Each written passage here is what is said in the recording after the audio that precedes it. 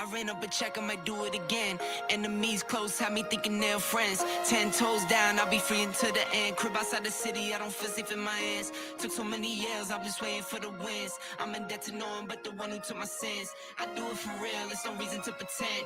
If I do it once, I do it again.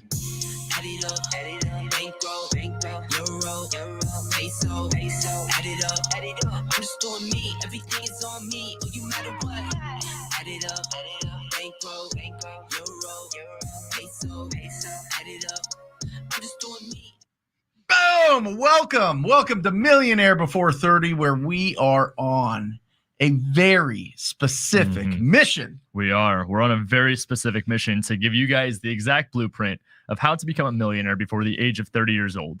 My name is Ryan Zolan. I am Brent Daniels, Mr. TTP, Mr. Talk to People, and we've got a hot show for you today. We're talking big plans. We're talking 5-year plan. We're talking about putting together what is your vision, what is your goal, what is the tactics, what is the strategy, what are you going to do so that you can have the most productive 5 years that you've ever had. Maybe you've had a fantastic last 5 years. How do you keep expanding on that? Or maybe you're just getting started, and how do you get pointed in the right direction for the next 5 years? So we're going to crack this thing open. When you think of 5 years, what do you think?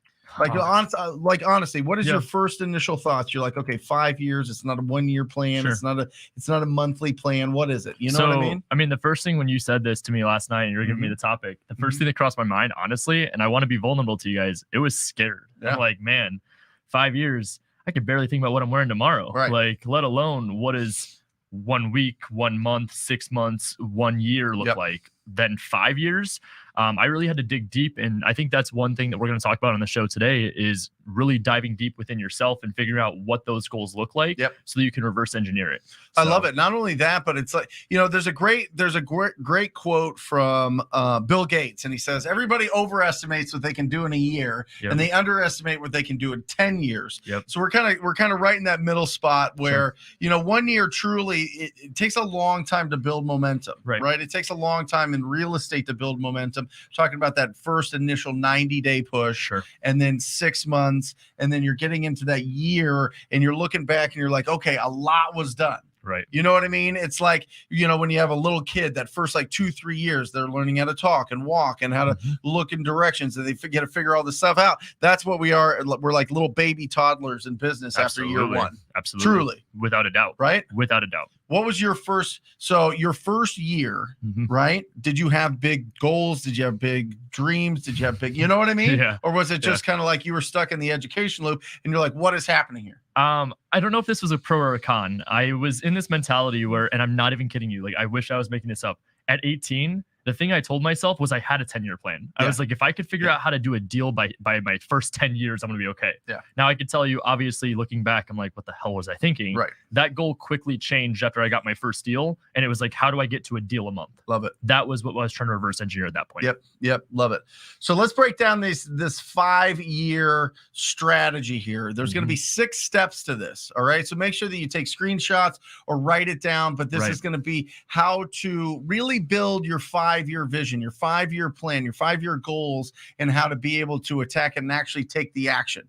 All right. So here is your 5-year real estate investing plan. Let's take a look at this. Number 1 is this. There is one to rule them all, right? Yep. It's Lord of the Rings time, right? One focus to rule them all, one goal to rule them all. Yep. What do you think it should be?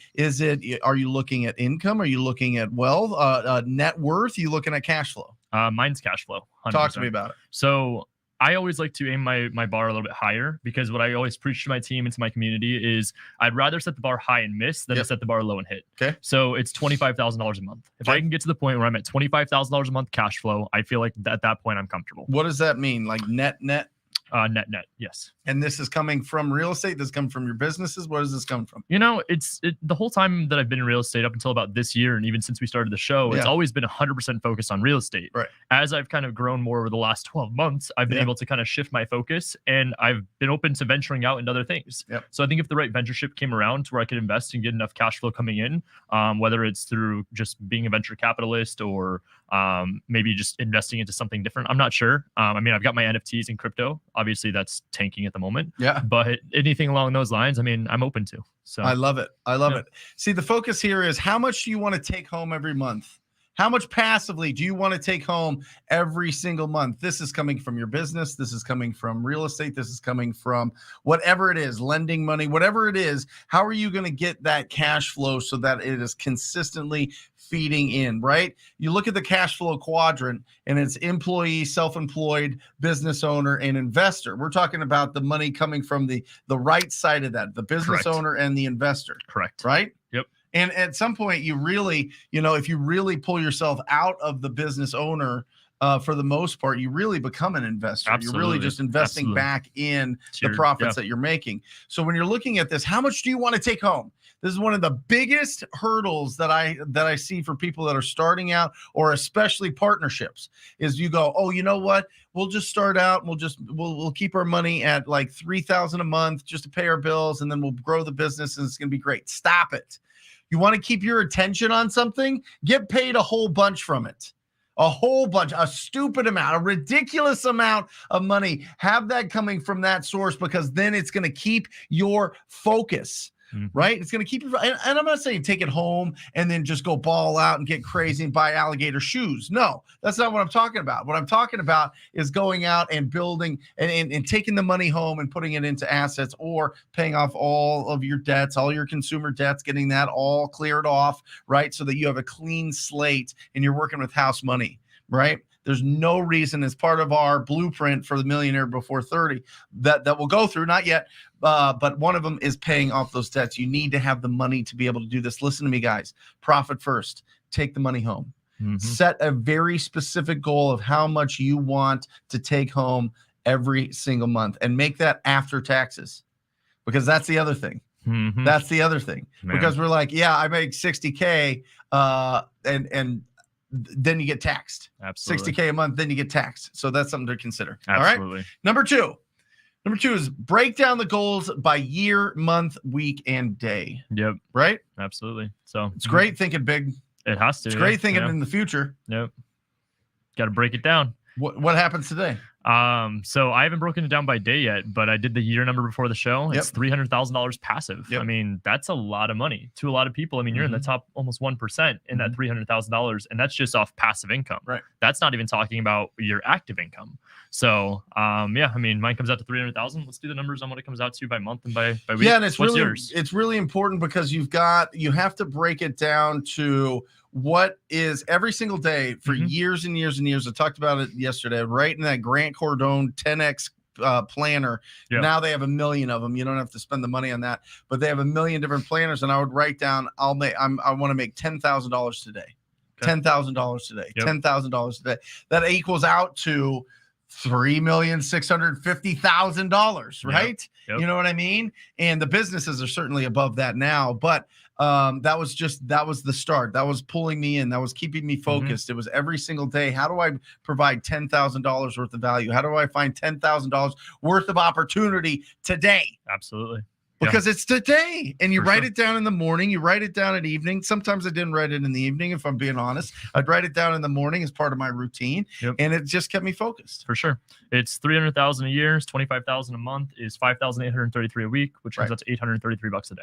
Love it. So there you go. But look at this is where I want to be in 5 years. Break it down to the daily goal. Daily goal. Okay, what are you going to do today that's going to move you closer to that goal in 5 years? Yep. Okay, awesome. Number 3. I love this one, man. You talk about this on a bunch of shows, and I think that this kind of goes into our 75-day challenge even. Your board of directors is who you spend your time with. These are the most important people in your life. And even as we go through it here, there's the 5 categories you have to have. I think every single person needs to take this the most serious out of anything. And I could speak specifically to the younger crowd. If your personal board of directors is not including these 5 people, you're not going to be successful, because you're going to be derailed from what your primary focus is and what path you're on.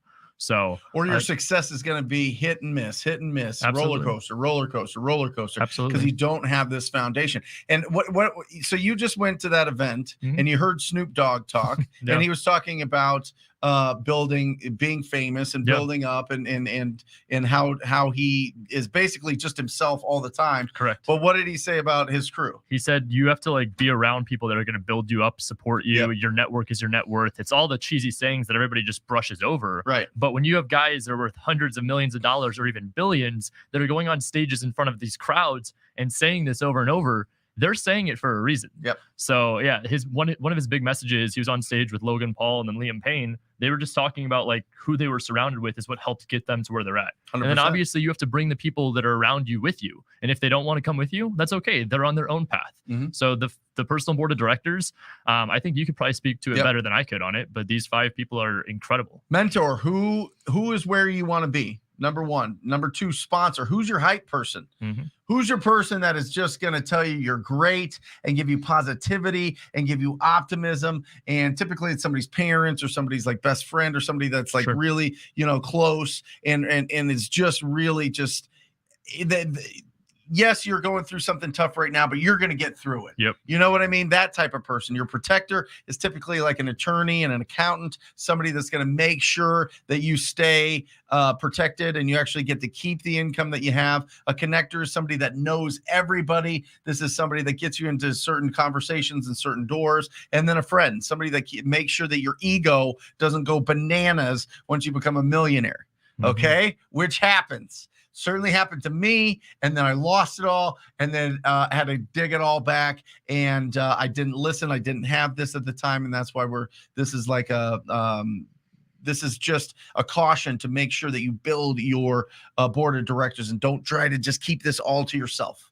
Absolutely. Okay? Expand this out. There you go. I love it. Number 4. Model an existing plan. So Templeton always talks about this, and this is one thing he shared with me when I was first getting into real estate, like on an extremely successful level. It's R&D. It's rip off and duplicate. That's it. Find ways to model it to where it has your own personal touch to it. There's no reinventing the wheel in this industry. I mean, specifically in real estate, there's nothing that hasn't already been done before. Right. So finding ways to put your personal touch or your verbiage or your specific strategy to things is what's going to help create and allow you to really propel yourself forward. So Napoleon Hill wrote Think and Grow Rich. Yep. He also has a bunch of books on the steps to success and all these things. Literally, and I'm telling you this now, every motivational speaker, everybody that's written books, every Tony Robbins, every Dean Graziosi, every big time, whatever, Jim Rohn, and all these guys, they all built off of what he said. Absolutely. All of it. All of it. It's already done. Everything has already been created. Everything that you want to succeed, every question that you have, there's an answer in somebody's mind already. It's already there. Yep. Anything that you want to know is already in somebody else's brain, without a doubt. Any path to success in any industry that you want is already done. It's already done. The principles are already done. So just follow it. Stop trying to recreate and be the genius and come up with this inventive way to do real estate deals. It comes down to having quality conversations with distressed property owners all the time, whether that's from marketing, whether that's from referrals, or whether that's being proactive. Model an existing plan. Number 5. Ooh, this one got you this morning. This one got me, man. I don't know if you guys have done it. Do we have it, Matt? Okay, we're going to pop this up here. You can get this at TTP Insider. I highly suggest that you get this. Like literally, you want to answer the question of why you want to be successful. And you can put whatever. You can wipe out wholesale if you don't want to do wholesale. But I assume a lot of people do. But just you need to go 7 layers deep. You need to answer the question, why do you want that? Why do you want that? I want to make $1 million. Why? I want to be successful in real estate. Why? Okay, and then why? And why? And why? And why? And go 7 layers deep to really just be stripped bare of all the, bullshit that's in your head and really focus on what is the reason that you want to do the. Why are you the way that you are? For real. Yeah. This one was good, man. So I had actually never done this challenge to myself. And Brent asked me earlier, he's like, why do you want, or what do you want? And I said this. He's like, why? And I was like, because of this. He's like, well, why? I'm like, because of that. Why? You just keep going on and on. I want 25 grand in passive income. Why? Because I want to have control. Why? Because I want to be able to be on the beach and live my life. Why do you want that? You know what I mean? And then you start getting down deep and you start realizing why you are built the way that you are. Why do we have the brain that we do?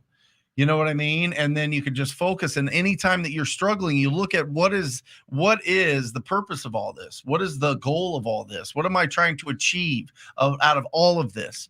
And it's really, really, really powerful. I highly suggest you download it, teachbinsider.com, and go through that. I know. I did the 7 layers deep on Alejandra's interview because my dad did this to me growing up all the time. My dad used to this is a big corporate thing of really understanding what's going on. They went 5, we're going 7. So there you go. And number 6, adjust accordingly. That's it. You got, especially in real estate. Like, I'm not as old as Brent, right? But no, not yet. When I first got started, I was fortunate to see some of the market transitioning. I started off in a buyer's market in 2016. It transitioned to an extreme seller's market. In the last 30 days, even, we've seen a crazy pivot where the market's not going through a recession, but it's going through a correction. And I've been able to see these 3 transitions where I can only imagine somebody that's seen 2008 happen. Yeah. So adjust accordingly. You have to be completely mindful and aware. I think aware is the word that's going to stick to me on this one specifically, but be willing to pivot when the opportunity is telling you to pivot. The easiest way to accomplish this one is your personal board of directors. Absolutely. I am telling you, like, we had this quote that we started yesterday's show at, that calm seas don't make great sailors, right? Yep. Like, you need to have the turbulence. You need to actually build the skills that are long lasting. Mm-hmm. That's the issue that we run into, is we want a quick fix. We want to send out a bazillion text messages, make a ton of money, and then all of a sudden the tap gets turned off and we have no control over it. And we don't have the principles outlined to be able to keep going with these. Business happened to a ton. This happened to so many people in this space that were doing all of these conferences and all these seminars on scaling their business, and it was all through text blasting. And then text blasting gets turned off, and everybody's scrambling. Like, what do I all do? of a sudden, everybody's hiring people that are virtual acquisition managers. It's bananas. It's absolutely bananas. So adjust accordingly. Right, be able to flow with what's going on, and your board of directors are able to help you. Yep. So there you go. That is the 6 steps. 6 steps to setting up your 5-year plan. Make it simple. Keep it very, very, very simple. What cash flow do you want? How much cash flow after taxes do you want every year? Every day, every week, every month, every year? All of those things. It's going to all come down to that. Right? Bring that money home and focus on the cash flow. What was your number 1 answer? Is it a net worth? Is it income? Is it cash flow? Cash flow. Okay. Yeah. $400 a month. Okay. Yeah. Love it. Yeah. So it's about $5 million a year. And is that passive or is that active included? It's both. Okay. I think cash flow is really interesting. It's both active and passive. Okay. You know what I mean? I think that if you pull yourself out of a game that's this fun too early, you're going to end up coming back. Absolutely. And then you're going to have to rebuild up your momentum. Yep. So I want to keep my momentum going strong. Okay. I'm at around 200 right now a month. Okay. And so it's doubling that for in the next 5 years. Okay. Yeah. And Love beyond. it. Yep. Love it. There you go. So let's rock and roll. Let's crack this thing open, guys. We have the next, 72 minutes or 62 minutes. I don't know, math, of question and answers. So make sure that you put in your comments here. Also, let's celebrate. Let's ring that victory bell. If you got a deal, if you called somebody for the first time, if you're taking action for the first time, any kind of celebrating that you want, we want to celebrate you. All right, Jose. Just got my bell. I won from the last round table live on Wholesaling Inc. Awesome. I can now feel the pain Ryan's ears go through. This bad boy is loud. That's right. Yep. That's right. You got to build up. You got to get some, you got to get this thing built up. Your eardrums have to build up a little bit of shields for this, for this victory bell. Oh yeah. If I'm not walking out of the show with like ringing noises going on, I just know it was a rough show. It was a rough show. It's a rough show. There you go. Congratulations, Jose. That's awesome. Keep ringing it. Well, listen, if it is loud, that means you're ringing it because you're winning. There you go. F Poverty says, or the Prophet, started the challenge and can't lie. I could have went harder, but I have a deal now. $6,000 assignment fee in escrow. Let's ring that bell. Come on now. Come on. Look at that. 100K a month in 5 years. I agree. I agree with your photo there. I agree with it 100%. Yep. The profit. I love it. That's great. I think that's their goal too. That's anything that works on two levels, like a profit, right? You know what I mean? But also the profit, you know? Yeah. That's what, awesome. What is that? That's an intelligent person. Marcus Lemonis. That's what it is. Yeah. 100K a month. What did it say? 100K a month? That was his goal, I think. Okay, good. 100K a month over the next 5 years. Good. Get it. How do you virtually do house inspections and contract walkthroughs? How are they compensated? This comes from Eloy Rodriguez. Okay, great question. Or it kind of came from both. Yeah. So virtually doing house inspections and walkthroughs. So during an inspection period, you can have anybody and everybody go through the property. It could be a friend, it could be a contractor, it could be one of your buyers, it could be a designer, it could be a stager, whoever it is that you want it to go through. Yeah. You could just schedule that through the seller or through the agent if it's on market.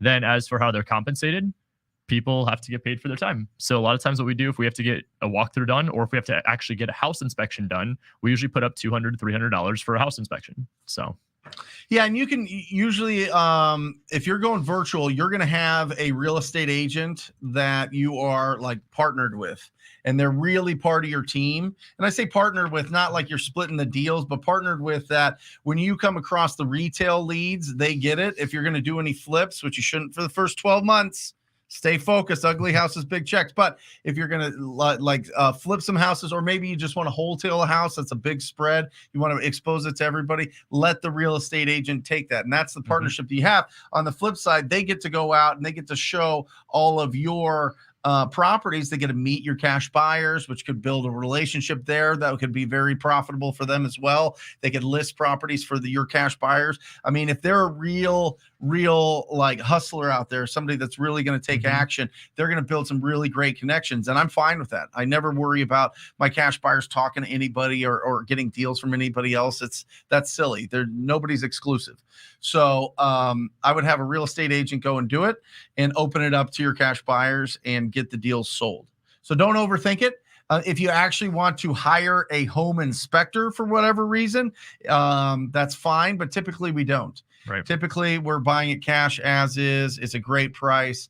And we get it. The buyers know what they're getting into because they have expertise on fixing up properties. Yeah. All right. And most of the ones we go through too, keep in mind when we pay for the home inspection, it's because we're looking at potentially flipping it. So we want to figure out exactly like what we're getting into. Yep. And it also allows us to be knowledgeable to our cash buyers that we wholesale to be able to say, here's a report if you want to go through it. So there's a few different options you could go through. Awesome. Great. Some from IG. Now we go. I've been watching Brent for a year now. And from watching the show with Ryan, I'm getting Privy and Batch, and I'm going to make calls today. That's right. No more BS excuses. That's right. Let's go. No more excuses. Just do it. Listen, I will tell you, Dustin, and this is just every single day that new students come into my coaching program. The conversation is, I've been watching for a year. I've been watching for 2 years. I've been listening to the podcast. I've been doing this for years and years and years. And I'm finally ready to take action. And that's when things start happening. So listen, great. It took you some time. You digested it. Now education's over. Yep. Education is over. It is all about implementation. Okay, start moving, start building that momentum. Your business is a train sitting there on the tracks, just sitting there, and it's getting ready. Put some fuel in the engine to get that thing start going. And the engine is lead generation. So congratulations. Let's go, Dustin. Make sure that you post next week or DM us both and tell us how many people you talked to today. Love For it. real. From Josh, I've been contacting title companies all day, and some of them want to know the address of the place and call their buyers. Is that all right, or should I just get the buyers list myself from them? What do you mean know the address of the place and call their buyers? I'm not exactly sure what he's referring to. Yeah, I'm not sure, Josh. I need a little bit more clarification here. I'm trying to decode this. I think he might be asking about a buyer's list from the title company. If the title company's trying to dispo for you, which typically they don't. They just have good buyers. So what they could be saying is, hey, listen, we have some good buyers. We can send along the address, and if they're interested, they'll reach out to you. That's fine. That's fine. You know, if you come across deals, make sure that you send it to your escrow officer, and they can send it out to their top buyers. That's great. So any deal that you have, make sure that you're reaching out to your escrow officer, but always be building your cash buyer database on the back end. Always, always, always, always. That is your true asset in this business. Awesome. Two-parter. Teresa, any tips on how to get better on the phones? I just started cold calling this week, and I want to make a checklist of what I should do to get better. I find that listening back to my conversations are helpful. What else? I love this. All right, Teresa, I'm going to have Matt. He's going to go into the files here, and this is for everybody. One, we're going to go over the 7 things that you have to look for and get really work on. These are the 7. One is the 4 pillars of pre-qual, but the other 3 are the main skills that you need when you're on the phone with anybody about real estate. So the 7 things that we went through yesterday, Matt, if you don't mind. And then let's also, to help you, everybody out, I'm going to give you all the things that will help you build confidence when you're on the phone, and we'll go through that as well. So either one you want to pop up first, Matt, is fine with me, and we'll go through this. Yes, here it is, Teresa. I am telling you, make this a priority. Write this everywhere. Take a picture of this, put it on, get into a Word doc. We should probably have a checklist. Let's build a checklist, Hunter. Let's build a checklist to put in TTP Insider for this, so that as you're going through condition, timeline, motivation, price, that is the skeleton of the conversation. That is everything, right? And then the meat and the muscles and the face and the hair and the teeth and all the good stuff is the other 3. Active listening. When you're talking to somebody, sure. You can see us doing it the whole time. Yep, got it. Yep, oh shit, oh, yep, okay. Right, active listening. You don't want to sound like an interrogation. You wanted a conversation. When you confirm just by saying noises that you're listening, it makes people feel more comfortable. That's what happens in our brain. See? There it is. Confirm and approve. Don't cause friction in the conversation. Okay, great. Yep, that makes sense. Yeah. Oh, it's 5,000 square feet. Oh, okay, great. Oh, yes, you just cut down the tree in the backyard. Interesting. Confirm and approve. Oh, you want 700,000. It's on Zillow for 200,000, but okay, I'm listening. I see what's going on here. And then the other one is when they ask you a question, always answer and then ask a question back. Always. Okay. Answer a question, ask a question. That way that you can keep the conversation going. Then it's not so much, and I really think about this, right? It's not so much like I want to control the conversation. Everybody talks, every sales book, everything. I want to control the conversation. I don't think it's that. What I want to control is, and maybe this is what they mean by it, maybe I'm just interpreting it wrong, but I want to make sure that they don't go off into crazy land, into fantasy land, into, well, in 1984, we held a birthday party here for my cousin, and she slipped and she fell into the pool and it's chipped on the side, and then we had to get repaired, blah, and then just goes into this long drawn out, or they go into totally different thing. Well, I've been whatever job they've had for forever, and then they talk about this and that, and that's fine. Like, let them be comfortable, but stay focused on why we're on the conversation. And here's tips for being more confident on the phone. Number 1, your vocal first impression has to be happy energy. Kind and optimistic. That's how you have to sound. It has to sound like you are not a dead person. You are not just somebody that's just sludging through my calls, getting it done, right? Your tone of voice is your body language. Okay. Number 2, don't get on social media or email before you get on your calls. That's huge. For real. I am telling you, one thing will start triggering you down another thing. There is certain things, and you can talk to any psychologist about this. You can read any psychology book. Transitions in life are what really determine how much energy we bring to things. Okay. Are you transitioning from, I'm wearing my dad hat to, okay, now I'm a business owner. Oh, now I'm a coach, and now I'm doing this.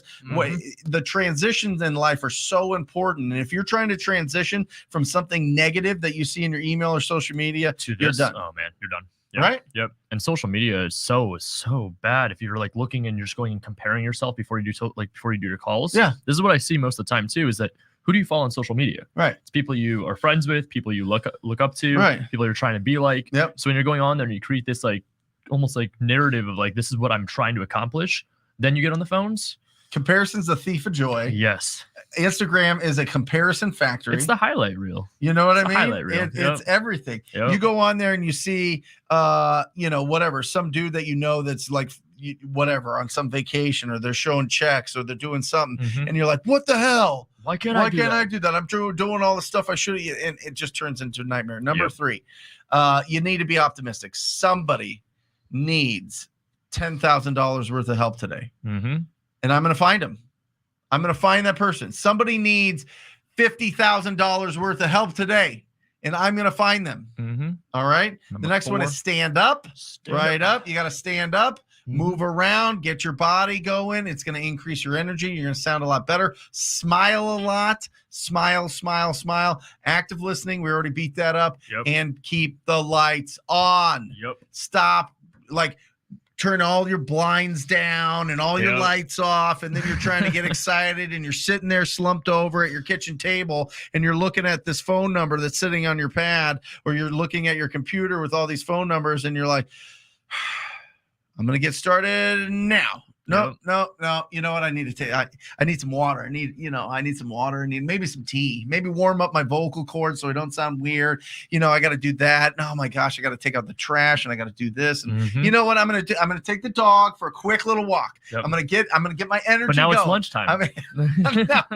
Now it's 11:47. And I missed my Netflix show from last night. I got to catch up. Well, I need to, all of these things that are going to distract you. So, that's really key. Those are the main steps to really be confident. Yeah, absolutely. All right. I love it. Awesome.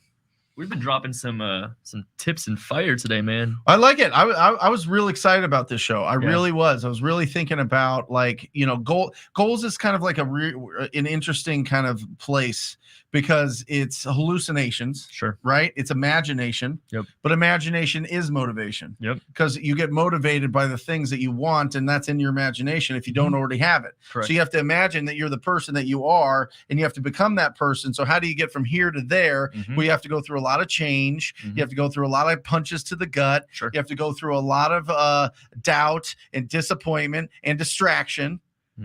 And you have to go through all of that. And then you come out the other side and you're like, holy shit. I did it. I did it. Like, that's the best feeling in the world. There's no high like that. Literally. Of true accomplishment of something that you really work for. And everybody on here knows something. Everybody on that's watching today has achieved something that was once an imagination in their head. Absolutely. That's it.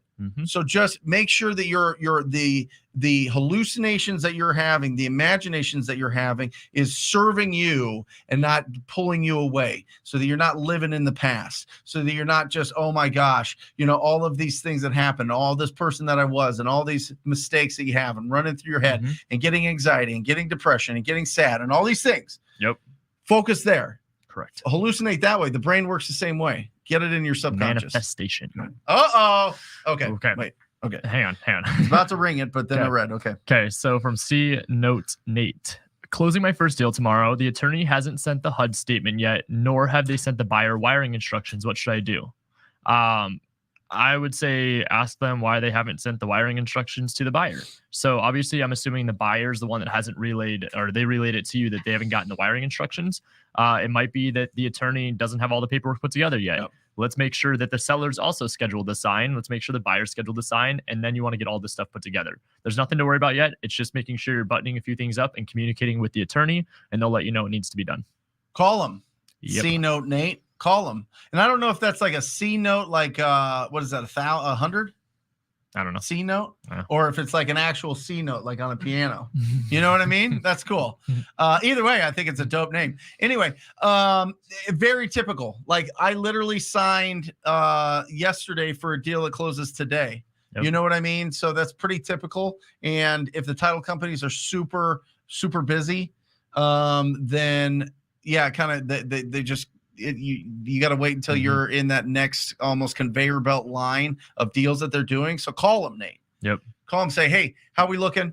Just want to make sure everything's buttoned up. Want to make sure everything's going good. I don't want to be nervous. It's like my first deal. So I'm really excited to get this thing closed and celebrate. So is there anything that's stopping us from closing tomorrow? There you go. I was trying to read that question too at first, and then I saw Alejandra's trying to ruin another laptop. She dropped the water bottle there. Jeez Louise. Apple Care.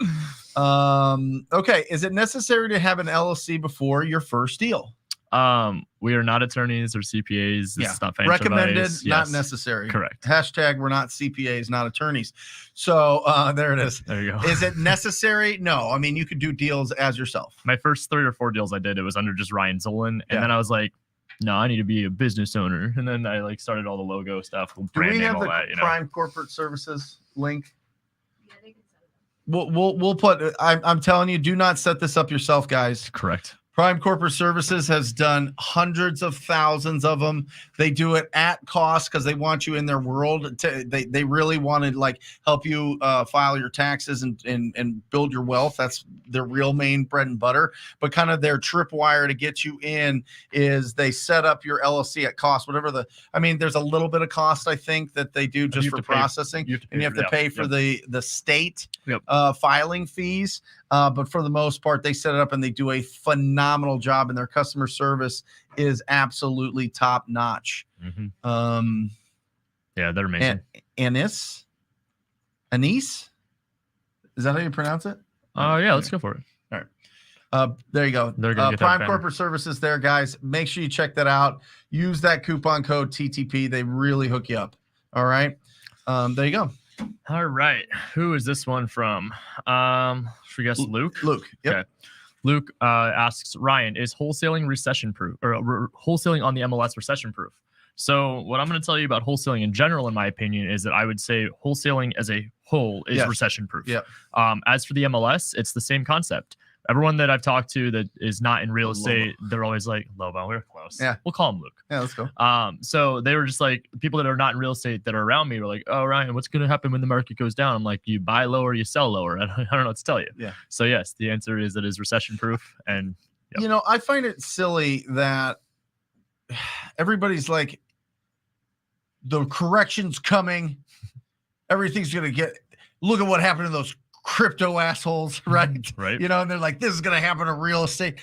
Who cares? Yep. You're still going to have conversations with ugly houses, the owners of ugly houses. You know what I mean? Like, you're still going to have to go out there and find these opportunities, whether it's on the MLS or if it's not on the MLS. Either way, we're in a perfect sweet spot. See, the issue is a lot of people that are giving advice right now on YouTube and on the news and experts and everything, they went through 2008, 2009, 2010. They're worried about all of those type of things. It's not even set up nearly the same at all with the lending guidelines. It's not even close. It's like comparing an apple to a bowling ball. It's like not even close, right? So don't get all this. People sell fear. That's what people do. They sell fear. It's you can look at any statistic. If it's an exciting thing about like a preschooler that's a genius versus some horrific thing that happened, the horrific thing is going to get way more coverage. Of course. So stop putting your focus on it. For real. I mean, let's just crush this thing. And there's a lot of equity. What happened in the last downturn is all the equity got zapped up because everybody pulled their equity out of their properties because everybody was pushed to get home equity lines and to pull those out and buy other property. It was a whole mess, right? Now we have equity. So as long as there's motivation and equity, wholesaling's around forever. And even if it's not, then you go down to the auctions and you find the deals there and you wholesale those deals. So there's always opportunities here. And that's in the worst case scenario. Right. But I'm telling you, I know people that have been Bill Rafter, who is does support in my coaching program, has been doing wholesale deals since 1978. Holy shit. 78, guys. Wow. I am telling you, that is 43 years, 42 years, something like that, 44 years.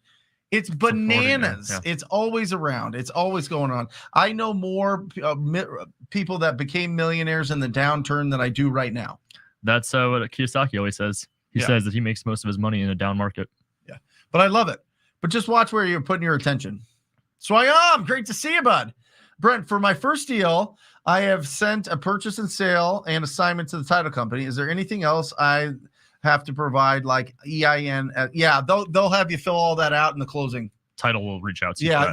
So this is they have you fill out Well, this is because we actually bought it and closed on it. But typically what they'll send you is a 1099 form or a W-9 form or something like that you fill out, and it's like one page, and they'll send that to you. And sometimes, and it's like a profile sheet too. They'll give you everything. Felix, do you open escrow as soon as you get the property under contract, or do you open escrow when you find your cash buyer? This is a great question. So you should open escrow as soon as you get the property under contract. Typically, it will have the terms as to when your earnest money needs to be deposited, whether it is within 24 hours, 40 hours, next business day, or you could even put in the contract that it is not going to be deposited until after your inspection period. Whatever it is, that's when you want to get escrow open. Remember, escrow has to be open for title to be able to actually go and do a title report. And then they have to be able to do all of that in order to actually get the deal closed. And usually wholesale deals are in a very quick timeline. So you want to get escrow open as soon as possible so title can get all that they need. So that way it's super easy and smooth when you get your cash buyer in. Yeah, Felix, we will take our phones, and I use TurboScan, and my team uses TurboScan. You can actually just do it with your iPhone, I think. There's like a weird TikTok video, not weird, a good TikTok video that'll show you like how to like scan documents with your iPhone, or just look it up on Google. Anyway, we literally take the picture as we're signing at the table with them and send it to title now and leave that contract with the seller. Wow. You know what I mean? Like it's that quick. We're going to open up escrow right now. It shows, one, that you know what you're doing, and two, that you're serious, that you're going to get this thing done. So it's phenomenal. I'll tell you what, you guys crushed with the background lighting. I am digging all of that. That looks good. That looks good. Great job, Aaron.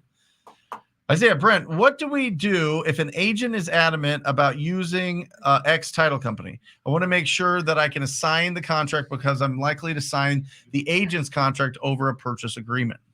Great. Yeah. Listen, one is talk to them, talk to the title company and see if, what kind of deals they do, if they do wholesale deals. The other one is this: you're paying the closing costs. So the agent is just trying to get more like street cred from their rep. So I would say, no, you know what? I'm paying all the title costs. We're going to go here. Yep. Seriously. That's it. What are they going to do? They cannot.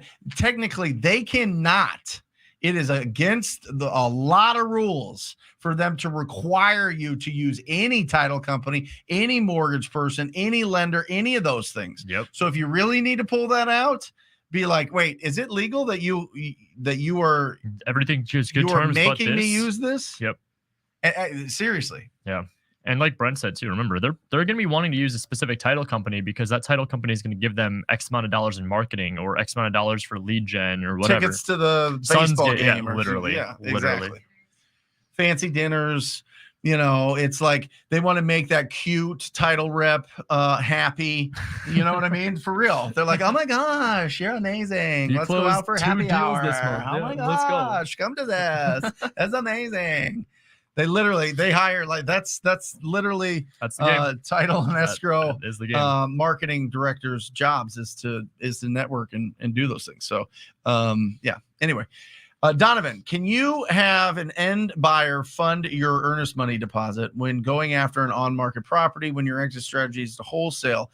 Is that to an end buyer? Yeah, Donovan, you can. Here's the issue that you run into.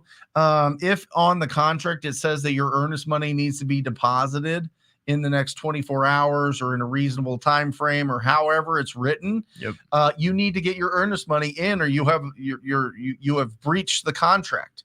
And then you get into a lot of issues. So what does your contract say?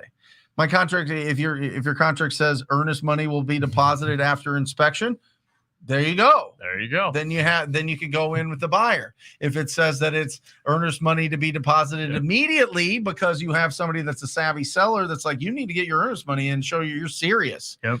Then you got to do it. And also, too, there's one thing to really make a note of. So a title company or an attorney, they have a legal responsibility that when they get the earnest money deposit in, they have to send it to all parties, the seller, the listing agent, the buyer's agent, and the buyer, a receipt. Now, typically, the agents have to upload this to their file with their brokerage. So be mindful that if you have your end buyer putting up the earnest money, a copy is going to be sent to the seller and to the listing agent of who the buyer was that deposited earnest. Yep. So if you have 123 Main Street and then your end buyer's ABC, whatever, Main Street LLC, and then they use that and they deposit it, they're going to know that it wasn't you that put up earnest money. Now, if you put it up and the end buyer puts it up, they will get a copy of the first leg EMD. So there's also that to make a note of. There you go. It's a really good question. They got some good questions today too. It's been awesome. Jakari. Ooh. All right. Shred City. Question. I've done around 25 deals in the past 3 years, but my highest payday was only $8K. How can I grow my assignment fees in a market like today? 2 answers. More cash buyers. Way more cash buyers. I bet that you've probably sold 25 of those deals to the same 5 or 10 buyers. Yep. You need to expand your cash buyer database. It needs to be huge. That is number 1, is going after that. Number 2 is, depending on what market you're at, you need to go after properties that are going to ARV over 150,000. You got to go. It's typically, we make 10%. So when you do that, it's like 80K deals typically. Or if you're splitting that, if you're JVing that, that's why you're getting the 8. So 1 is being in control of your cash buyer database and grow it like crazy. And 2, make sure you're going after bigger, higher priced properties. All right. By the way, we're missing Albert today. If you guys were wondering, Albert is in Washington. He's going to a wedding with his girlfriend. There you go. So we miss you, Albert. We love you, and we'll see you next week. Vasily. Go ahead. Hi, guys. Thank you for doing this. If the seller is doing a 1031 exchange, how does that affect me putting an offer on that listing in my Sacramento market? It wouldn't change anything. Nothing at all. Nope.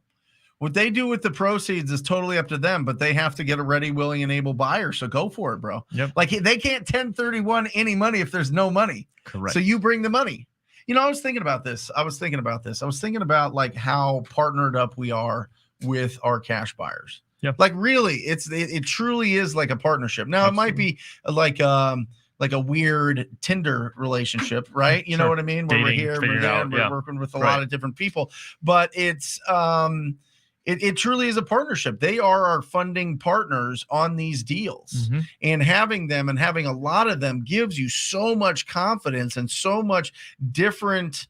You get to recognize so much different potential because they are looking for different strategies. I agree. You know what I mean? So they're really like your partners. They educate us a lot. Right. On what's going on in the market. They also educate us a lot on what to go after. They educate us a lot on what is really, really, really a smoking deal when you have multiple offers. So then you can start targeting to specific properties that are like the ones. Our cash buyers are truly like our partners. It was fun when I transitioned to the investment space after being a realtor, because I'm like, wow, it's kind of doing the same thing. Like you're just working the same way of finding your buyers first. And then the only thing that's different is that they're typically not a finance buyer. Right. So it's a fun game to play. And as you start building real relationships with good buyers, it becomes a lot easier. And that goes back to the other guy's question. Like, that's where you start to see your spreads go more. And then you start to learn more about your market. You become more educated. And then you just grow. And it's like overnight one day, it just boom, it blows up. Yep. There you go. Look at all this purple right now. Like matches. Yeah. There we go. With his And another one. Real OG. Closed my first deal last month, and my goal is $1 million a year from all around real estate business. Let's go. Let's go. Let's go. That is fantastic. Keep it going. Whatever you did to do it, keep that momentum going. Yes. Remember, after our first deal, our brain understands that this is real. And once it understands that it's real, then all of a sudden you start really putting a lot of focus on it. When you start putting a lot of focus on it, sometimes we go down a lot of different rabbit holes on YouTube and podcasts and all these other things. Stay focused on what worked. Understand quality conversations with distressed property owners. That's it. That's it. Just stay focused on that and build a business that does that. Build a business that serves those people in the community, and you'll win. From Louis, what happens if you don't submit a $2,500 earnest money deposit and your seller wants the EMD before the inspection, you don't submit it? There's a bunch of things that happen. I can tell you from a recent experience, you might get a letter from the seller that says, hey, I'm going to sue you for liquidated damages. Obviously, again, we are not attorneys. We're not offering any of that advice. but they could go after you. They could send a cure notice. This is going to be what the proper way to go about it is. And when they submit a cure notice, you then have, depending on your market, between 48 to 72 hours to perform. Yeah. In my personal opinion, I really think a cure notice is a fucking joke. Yeah. Because all it basically says is here's an additional 72 hours to do what you already didn't do. Right. So obviously just be mindful that when you put up the earnest money, this is what allows you to gain equitable interest. So if you're not depositing earnest money and it says that you shouldn't be wholesaling it. So, yeah, and guys, cure notice is a realtor terms. Don't worry about it. Yeah. Like that's not in a lot of our contracts. But if you don't submit the 2,500, then you're going to lose the trust of that owner. Correct. If you agreed in writing to deposit $2,500 before the inspection, guess what? You have to deposit $2,500. It doesn't even matter. What are they going to do? Are they going to sue you? Are they going to do this? No. They're going to lose trust, and then you lose the deal. Or the relationship That's with what's the going to agent happen. or whoever it is. Yeah. You know what I mean? Or you don't do what you said, and then they want to cancel the deal, and then you go real bananas because you got terrible advice, and you slap on a what the heck are they called when you record the contract? Oh, memorandum of sale, so that you cloud their title, so that they can't and sell. Then, and then it's a nightmare. Jeez. Don't, guys. Bad advice. Just don't. I don't believe in memorandums either. I don't either. What's the point of them? Yeah. Two-parter. John Johnson in the house. Dude's I think he's living in South America right now. He's doing something fun, that's for sure. He's in South America, living his life, 20 years old. I think the drinking age is younger there. Not to say that he drinks. How do you suggest we connect with lenders to finance wholesale deals? Wholesale deals. Mm-hmm. Love it. Literally Google hard money lending in your area, John. Mm-hmm. That's it. That, or you're just gonna have friends of friends. Or whatever. Yeah, and then for the down payment, if you don't have the down payment, find somebody in your market that has cash. Find somebody in your family that has money. Find somebody that's successful and that will connect with you. Amen. It's a lot of fun. It's actually a lot of fun for them. So yeah, after a week, the sellers finally come around, and we will be reviving the deal I thought we lost. Sending out another purchase and sale agreement on a property today. Get it locked up. Let's go. Let's ring that 20 years old. Yeah. Let's ring that bell for that young man. Yeah. 20 years old. I think he's in Brazil or Argentina or Argentina. John? And living his life. Look at that. Bro. Doing deals. I love it. He ain't scared. De Niro. What's up, Brent and Ryan? I'm thinking about switching from PropStream to Batch. Do they offer a free trial? They sure do. Absolutely. 7 TTP days. code. Yep. Use TTP when you check out, brother. Yep. Check it out. Repurpose You. What are your thoughts on Privy? I've always been shy from real estate deals on the MLS, but not need to stop with this reluctance. Privy is not just I really like Privy for comping our coaching students properties in non-disclosure states. That's what I use Privy for. I'm not using it for sending offers on the MLS. Probably could look into it, but they don't have it. They don't have it for Phoenix. Yep. They only have it for in certain markets, but they do get access to the MLS. It's just it costs them, and they need to make sure that they have enough. And then they also customers in certain areas. They can't give MLS data, so like the agent's information on properties where you're not licensed. So there's a MLS version where you are licensed. There's a free, like not a free version. There's a version where you're just going in as an investor. With the investor version, you can obviously Google the agent's name and find it pretty relatively easily. Yeah. But yeah, I mean, we use it for. You can MLS also get a real estate agent. Yeah. That just represents you. Yeah. And so I mean, we use it for the MLS and other markets too. It's the only tool that we use outside of Arizona. So awesome. There you go. JC, hey Brent, is there a reason you stopped using Foreclosures Daily, all the leads for court case leads? I got access to my own states, looking to expand. The daily, all the leads. Yeah, I just started using Foreclosures Daily. I mean the probates daily. We get that list. But all the leads was just it was just a lot more expensive, and we get the list and skip trace them. But if you want them all like really cleaned up and looking good and ready to call, all the leads is great. Yep. Yeah. The interesting thing, JC, is if everybody has all the leads, then the properties get bid up, and I want to stay in a pool where nobody else is at. True. So that's part of it as well. Great question. Do you do mailers? I'm getting ruined. Ugh. They always work for me, but I'm stuck as to what to do. Wow. I stopped mailing a couple years ago. It ended up being, it cost $12,000 per deal of mail in Phoenix and in all of Arizona, to be honest.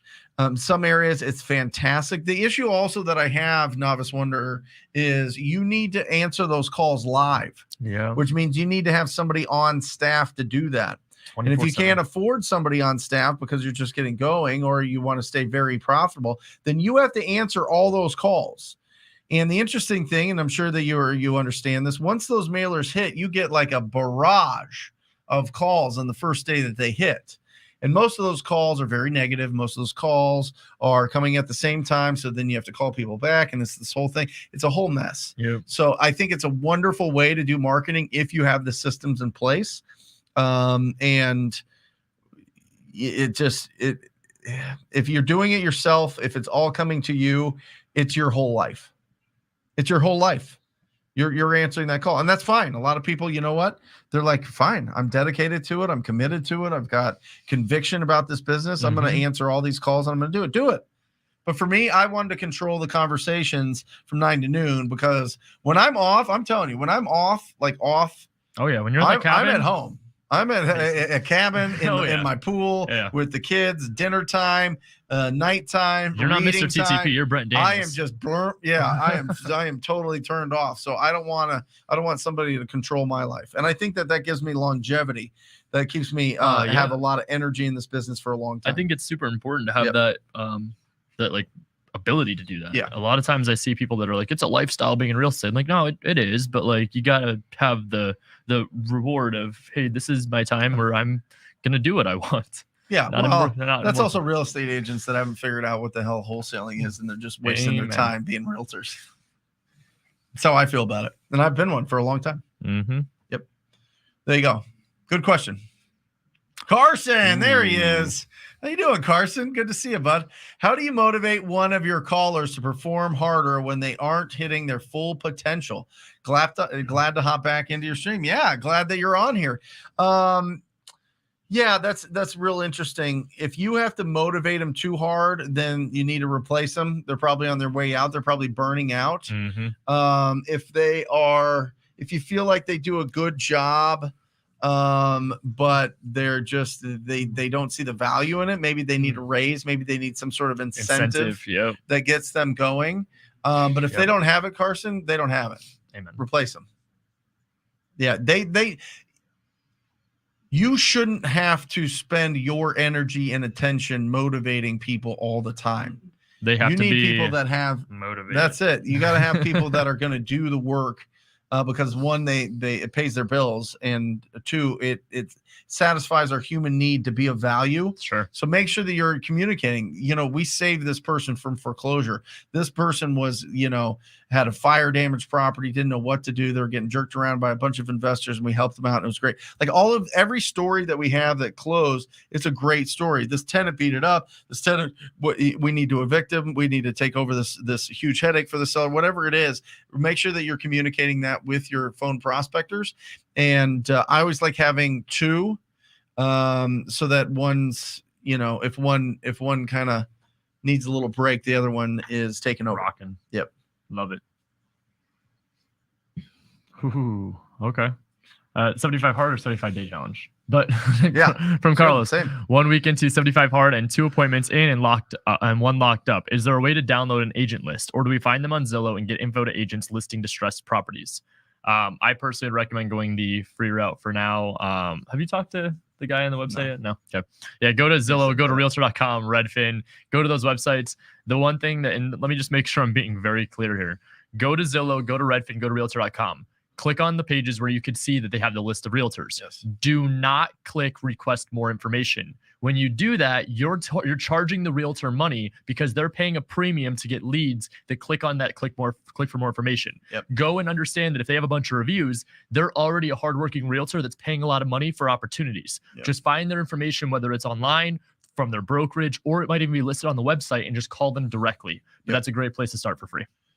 Yeah, Carlos, I would start with the ugliest properties on Zillow, the lowest priced ones in good areas, and start calling those agents and saying, I want you to represent me, and I want you to send me these deals before you put it on the market, if that's what's best for the seller. Yep. And they'll bring you deals for sure. Congratulations. 1 week into the 75-day challenge. Isaiah, so I've been contacting agents and it's been great. What do I do if they ask to be the agent to list the property once it's flipped? I'm not saying I'm a wholesaler and I want to be honest. Well, good. Yeah, it's a great question. So obviously they can't list it if it's not going to be flipped. What you should make sure you're telling them is you have to be honest again here. Are you planning to flip one day? Are you planning to go and do buy and holds? Are you going to then refer them opportunities? You need to still be providing value to them. So saying like, hey, well, I'm sorry, the partner that I work with, sometimes they have someone that they want to list with primarily. I'd be more than happy to see if they'd be open to listing it with you. That's option one that I would do. Option two, I would go the route of saying, hey, I come across a lot of other properties where 9 times out of 10, the seller just wants too much money. How about I give you those as listing referrals? That's a good trade-off. Yeah. Isaiah would say, listen, I find the deals. The exit strategy is not up to me, so I can't promise you anything on that side. Yep. We either assign it, we flip it, or we hold it. Yep. So until we have the property under contract, we don't know what the strategy is, because you don't. I mean, there could be deals that you want to keep. There could be deals that you want to flip. Mm-hmm. There could be all those things, or wholesale, or whatever else, right? So. Yeah, just be honest with them. You got it. I find the deals. I don't do the exit strategy we figure out afterwards. That's it. Yeah.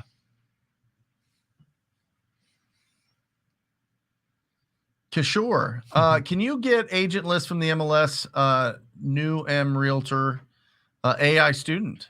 All right. What's up? There we go. Yeah, you can get the agent list. I don't know if you can download it straight from the MLS. Maybe. I know Dr. Bill's real estate agent list, guys. Mm-hmm. Just Google it because it's got a goofy website name. Dr. Bill's real estate agent list. Yep. It's a couple $100 or to a few $100 depending on how big of a market you're in and how many agents there are. Right. But you get all of them, and then you put them into a dialer and you go bananas. We're starting that process in a couple weeks. Yeah, there's that. I would also go back to what we said a couple questions ago about using the Zillow, Realtor.com, Redfin. Third option too, you could go this route of asking a title company. We did that 2 months ago, and we actually had our title rep pull the list of realtors based on production, and they gave it to us. The only thing we had to do was pay to skip trace it. Nice. So nice. Good. Should we sign up for batch leads right away to get started? To batch work well for all states? Yes. Yeah, for sure. If you got the budget, for sure. If you don't have the budget, start with Deal Machine, right? If you have a low budget, Deal Machine is your driving for dollars. That's where you're going to get 80% of people get their first deals. And then if you do have enough budget, then batch leads is fantastic. You can skip trace right there. You can stack your lists right there, which means if you have different lists and the same address is on different lists, you can see, oh, they have code violations and they were on my drive for dollars and they owe taxes. I need to go after this property. It makes it very easy to know what the hottest leads are. So yeah, use that TTP code. I just used the TTP code for some reason, kind of scared to start calling. However, I don't want to stay stuck with paralysis by analysis. Any advice? Yes. First of all, I would highly suggest you download that 7 Whys exercise from TTP Insider and understand why are you doing this. And then what you have to do is you need to put your goals ahead of your fears. You know what I'm saying? You are supposed to feel weird. Yep. You are supposed to feel scared. You're supposed to feel unsure. You're supposed to feel anxious. That's growth. So what I would suggest is just call one person today. Try it. Just call until you talk to one person and screw it all up. And then do it again and do it again and do it again. And then challenge yourself to talk to 5 people. And then to 10 people, and then to 15 people.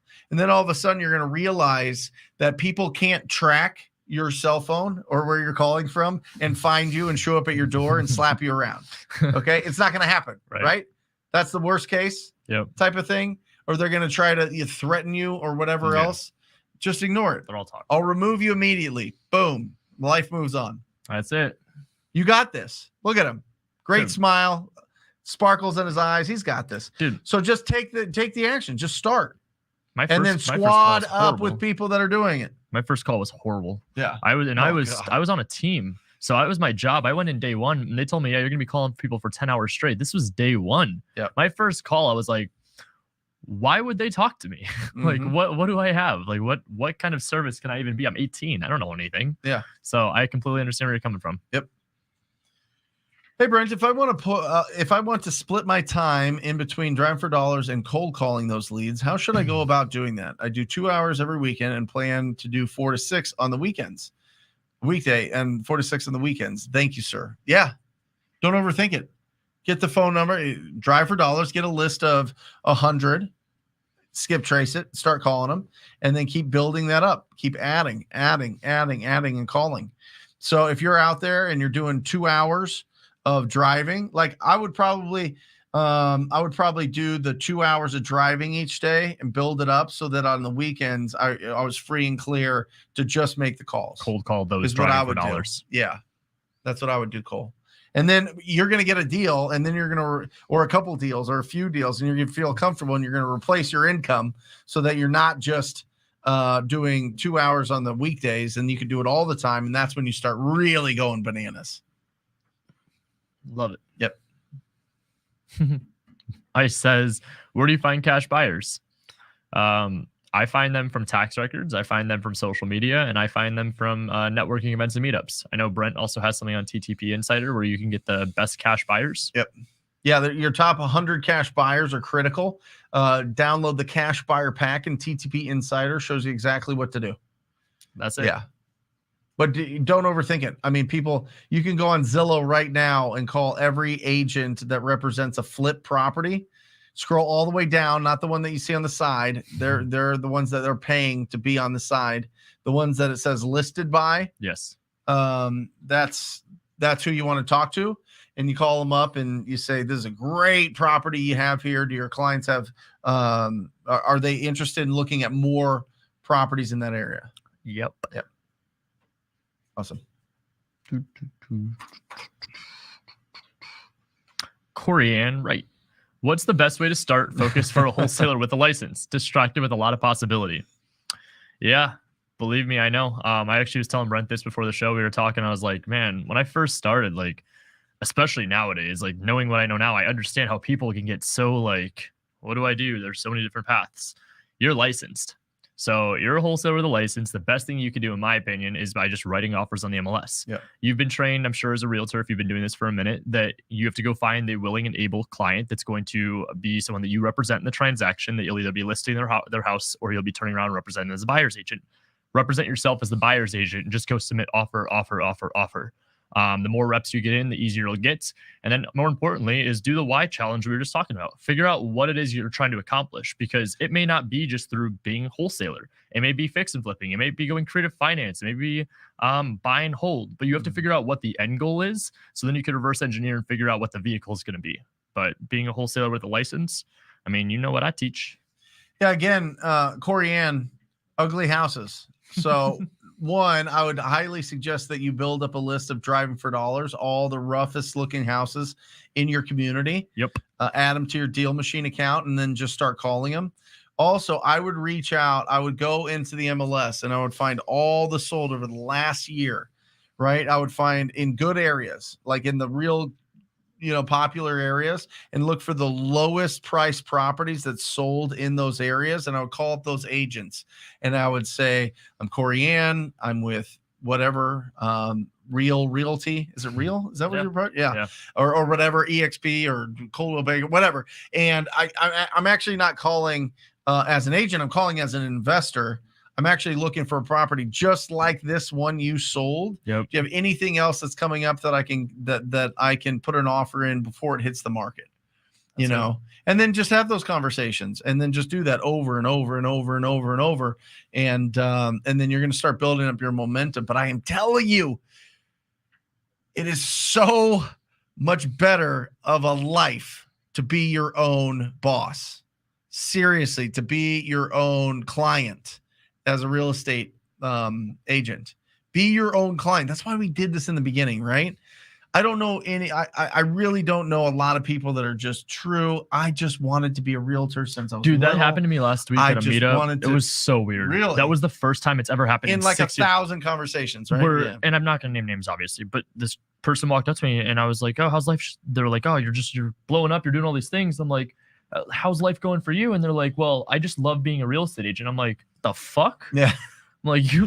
No, but I mean, just like, I think the reason I got my license is because I read Rich Dad, Poor Dad, and I wanted to get into real estate. I wanted to be a real estate investor. Right. And you don't need to do that anymore. There's way too much instruction.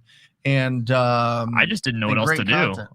My dad told me to get into real estate. And he's like, I think you'd do well. And I was like, all right, I'll try it out. Yep. But I wasn't going to go like be like an acquisition person. I didn't even know there was an investment side of things. I just went to real estate school because I thought that's what everybody did. Yep. So yeah, but being a realtor, that ain't it. No, that ain't it. There you go. So awesome that you caught it now, Corian. Good stuff. Yeah. So keep your focus on it for real. Yeah. Cordero. Hey, Brent, have you ever wholesaled a commercial deal? Yes. Would you recommend going after commercial or staying in the residential lane? I think they're fantastic. The issue with commercial is it's a much longer process. Typically the pool of buyers is much smaller. Yeah. So it's like you want fast, easy deals, residential. You want slow, bigger deals, commercial. Mm-hmm. And there's some people that just focus 100% on commercial and absolutely crush, but they do 4 deals a year. Yep. And make $1 million, but they do 4 deals a year. And also the commercial space, you got to remember, you've got to be in with the commercial brokers. You have to be. You have to be in. You got to talk to them all. You got to prospect them. They got to know who you are. And then remember, their brokers are probably not going to like you either. Right. So, yeah. So I think it's good, but yeah. I'm hiring cold callers. Tips to train them. Got to turn to the right, Jake. That is a whole 3-hour session, brother. Now the door. Number 1 is, have you talked to 1,000 people yourself? If you haven't, don't hire anybody. Do you have $100,000 in your account? Then don't hire anybody. I'm serious. I'm tired. Like, I get it. I get that's what you want to do. Oh, yeah. And I get that you want to, like, maybe you have a congested schedule, so that's fine. But first of all, you should only go with a company that they're already trained. So go with callingreps.com or sorry, we're having an earthquake here. Callingreps.com or callmotivatedsellers.com. But if you're hiring somebody and you haven't done a deal yet, you are wasting your money. Yeah. You are literally burning your money up. I think a lot of people when they hire, and I've talked to my students about this a lot recently. I'm like, if you're going to be hiring somebody, don't make the mistake that I did where you're either thinking that more people means more production or that you're trying to take something off your plate that you just don't want to do yourself. Right.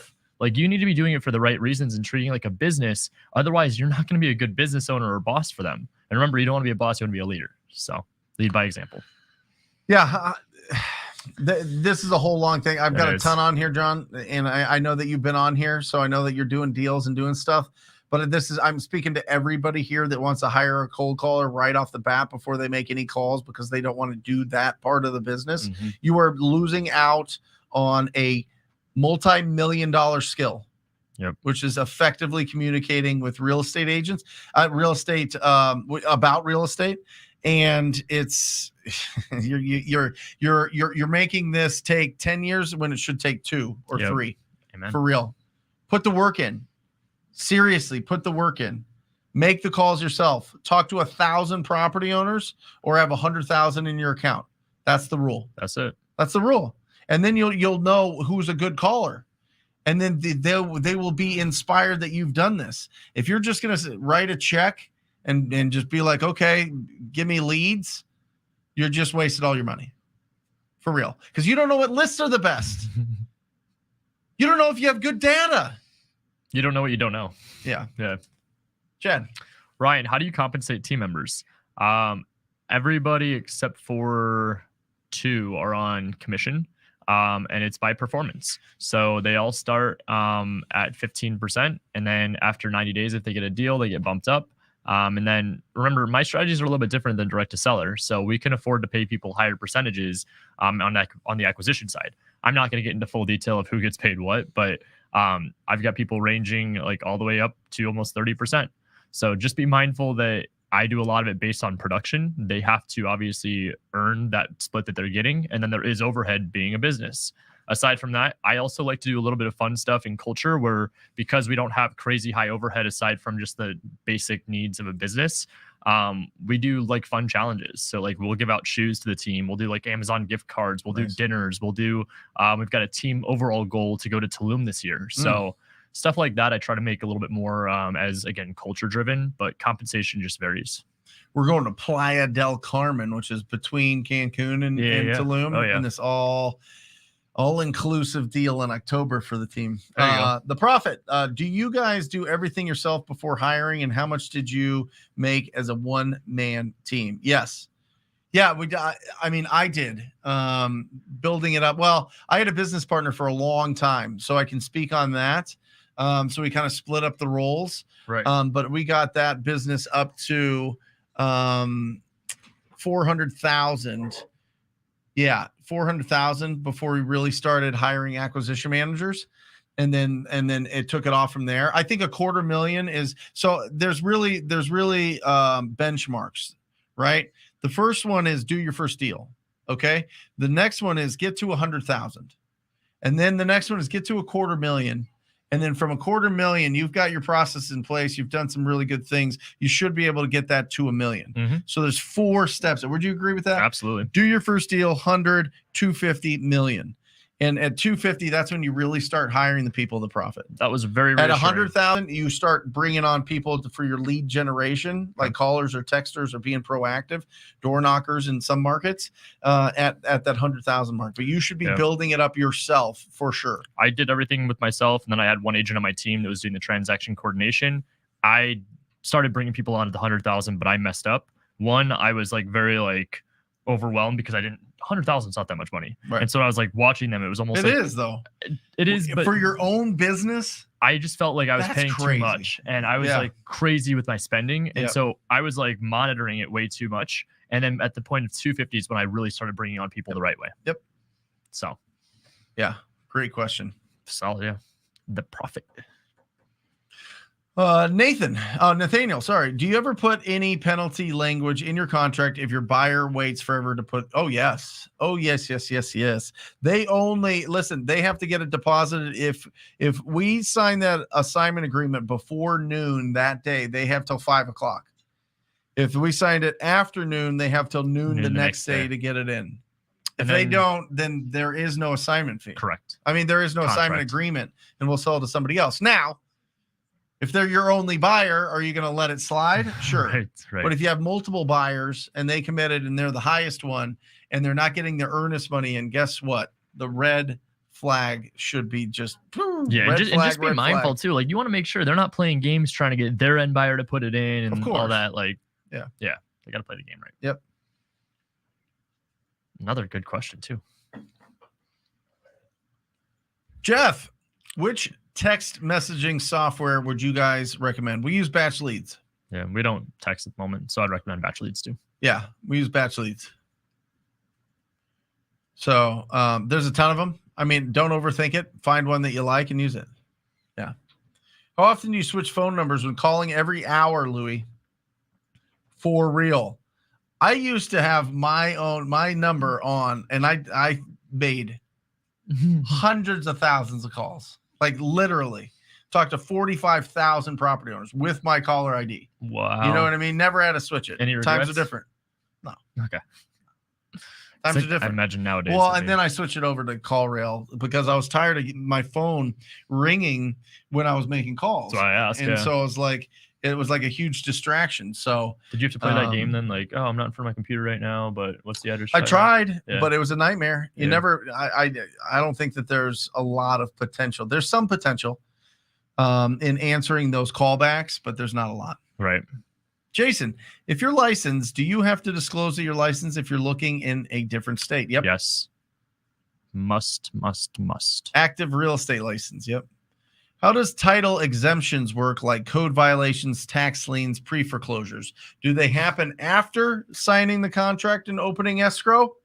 Happens at the close table. They take the proceeds from the funding of the deal, and then whatever the difference is, the seller gets if there's any left. But then they use the money that comes out of the seller's proceeds to pay off whatever the liens are, unless stated by the contract that the buyer's paying it. But I don't advise you to do that. Yeah, the title company's job, Primal, is to make sure that on the settlement sheet, just like this, there's a debit and credit side to these deals here, right? Debit and credit. Boom, there you go. And it'll show all the liens are responsible by the seller.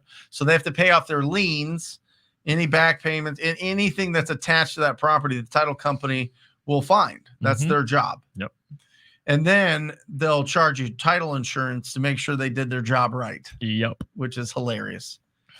That's like paying, I was shipping stuff and it's like, do you want insurance on the shipping? I'm like, I'm paying you to get it from here to there. You want me to give insurance on that it'll get from here to there and you didn't screw it up? That's what you're saying, right? That's what you're literally saying? Insurance is bananas. Oh, my gosh. Yeah. It's wild. Anyway, new student. Who do we got? New student. From Matt. What's the best way to show a vision for a property to a buyer? You don't. Yeah, Matt. You don't. You're not a Do not sell the property, Matt. It should jump off the page. If you're trying to pitch anybody on what to do with a property, you do not have a deal. Yep. And then they get nobody pissed off. pitches selling cocaine. What? People just buy cocaine. You know what I'm saying? Like drug dealers do not have to go out there and put together this PowerPoint presentation what it's going to do on for you. The benefits of cocaine when you're walking around in Vegas or something. You know what I mean? Like, if you have a really good deal, it should jump out and people are like, I want it. If you're like, well, listen, here's the deal. This might not look like it's a deal, but it's a duplex now. If you turn it in to an assisted living facility at this price and you got the license and you did this could be stop it. It's not, you know what I mean? Like understand what your buyers are looking for and send it to them. And go out there and find properties that are discounted and put it out there, and it'll be a feeding frenzy. Yep. I'm not trying to be like whatever, like raw with the cocaine analogy, but that's how I feel. It's like if people like jump out of their seats to try to get our deals, right? Because they're real deals. There you go. For my G, Mason, I'm in a small town Minnesota market. What percentage return do investors typically want in smaller towns? Ask them. Each buyer is going to be different. I can tell you that even yesterday, we were working on a deal out here in Phoenix. We typically have buyers that want between 20 to 25% cash on cash. I had a buyer that came to us yesterday that said he wants 15% return. So this was cash on cash, not a cap rate. So be mindful of that. But in a smaller market, I would imagine if there's not as much inventory or there's not as much turnover, they're probably going to want a higher percentage because it may take a little bit longer to sell. But that's why I just started off by saying, ask them. Each buyer you work with is going to be different. So figure out what it is that they're looking for. Because if they're also looking for buy and hold, they're not looking for a certain percentage. So expand your market too, Mason. Yes.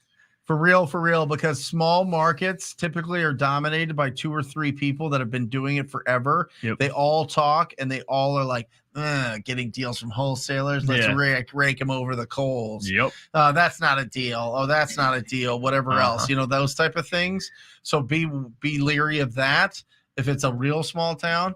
But for the most part, just ask them what they're looking for and play by their rules if that's what they want to do and go out and get those. Because they'll control it because it's a small town. Would you recommend applying for an acquisitions position at a successful real estate firm that's local to you and willing to train as a way to learn the ropes of REI from a lease? I would 1000% recommend this. Why not? Especially to get started. The way that a lot of people go wrong with the mindset, in my personal opinion, with teams is, well, I'm only getting this amount of percentage. I'm like, you're learning. You're getting paid to learn.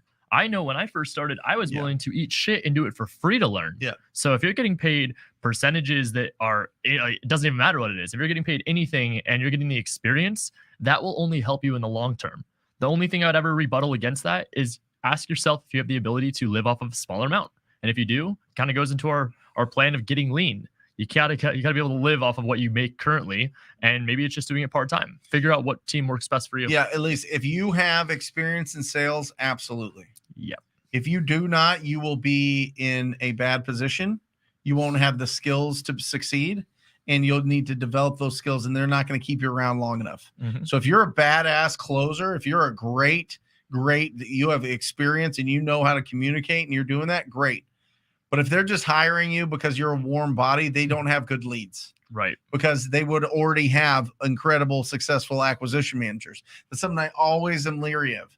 It is a revolving door at a lot of these companies with acquisition managers because they just want warm bodies. And they're like, we're going to train you and we're going to do this and that, which they don't train you. There's no organization. The owner's never there, nor doesn't care, whatever else. So if it's an incredible company that is like really great and they feel warm when you walk in and it doesn't feel like a bunch of vipers or like sitting there behind a desk and they're just all looking at you and it's like a weird energy and there's like not a lot going on and it's just weird. Don't do it. Yeah, definitely feel the vibes. Seriously. There are so many people that have taken acquisition jobs that I've talked to that are like, yeah, the deals are like in some weird town in Idaho or something. And nobody was doing deals. We weren't doing anything. I wasn't making any money and it was commission only. You know what I mean? They have to have an incredible track record and it has to be a company that's like expanding, not somebody that's replacing. All right. Because if they're replacing, typically it's because their sales guys weren't making money. Yep. How can beginners overcome proof of funds obstacles? By squatting up and working with somebody that has the proof of funds. Yeah. That's it. Listen, Aaron, go talk to any hard money lender. They'll give you and have a conversation with them and they'll give you a letter of credit. And then if you need to show down payment or whatever else, then you need to squat up with somebody that's successful in your family or in real estate. Go to the meetup groups, go find somebody and just be like, listen, I'm going to find the most incredible deals. And I want to be able to have the ability to close them, which we all should have. If you don't have the ability to close them and you're going in as the buyer, you are lying. It's not good. It's not good. Don't lie. Have the financial backing. By the way, you already have 80 to 90 to 100% of the financing with one call to a hard money lender. Seriously. That's it. So you have the financing there. You can be the buyer. Now, with the other 20, 30%, you got to go find that if the hard money lender needs a down payment. From LeSean, when is it okay to spend some of the profit or how do you pay yourself from your LLC? That's a really good question. Yep. Again, not CPAs, but what I do is I pay myself a salary every year out of my S Corp. My LLC is structured as an S Corp, and so I put myself on a salary. A little bit for the blueprint. Yeah. Cool. LeSean, listen, you need to set a minimum standard for what you want to take home. Yeah. It's for real. Whatever it is. If it's your first year, maybe it's a net $5,000 a month, $10,000 a month, whatever it is, right? And you're building that up, you do whatever you can to take that home. I'm serious. Like beyond your operating costs, which should just be like a dialer, batch leads, and deal machine. Yeah. All of it should go home. All of it. You're not getting office space right now. You're not buying some fancy computer. You're not buying all these other things that cost a bunch of money. You're taking that money home and you're putting it in your account and you're forgetting about it. Mm-hmm. And you're building. And you're building until you're consistently getting to that goal that you have of that $10, $12, $15, $20,000 that you want to take home every month. That's what determines your expenses in your business. Mm-hmm. So literally write this down. It's your income minus your profit equals your expenses, not income minus expenses equals your profit. Income minus how much you want to make equals how much you are able to spend in your business. Does that make sense? It has to serve you or you're going to lose it's going to lose your attention. And then all of a sudden you're going to get, all these crazy ideas of flipping like luxury houses, after your first 10 deals or something, and it turns into a long drawn out nightmare. You know what I'm saying? So stay focused. Let's go through the Millionaire Before 30 blueprint. Let's do it. All right. These are the steps to put you in the best position to build $1 million net worth before the age of 30. We start with doing a deal. Just make income from something. Just do a deal. Just get some income. Pull it out from using your voice and your skills and your talent and your enthusiasm and your energy. And you're going out and you're serving the community, and the community gives you a receipt for that service in the form of income. Do a deal. Transition into full-time in the business. Once you're able to go from faith to fact and you're able to prove that you could do a deal in step one, you're able to transition and move to doing this business full-time. As you go full-time, it is inevitable that you're only going to have more opportunity. Credit cards, colleges, car companies, they love when you want to ball out. Oh, they love it. They love when you want to ball out and get a loan. Oh, because guess what? You're now their ROI. You're on their balance sheet. Yeah, you're on their balance sheet as a credit. They're getting credit, and oh boy, man, they're making money for me. You actually go to work and go out there and get rejected by strangers all the time to find these opportunities and go through all this learning, all this growing so that you can be on their balance sheet. Do you know that? January to October, the average American pays interest and income tax. Stop it. Kill the debt. No consumer debt. Cars, student loans, credit cards. Get rid of them. Get rid of them.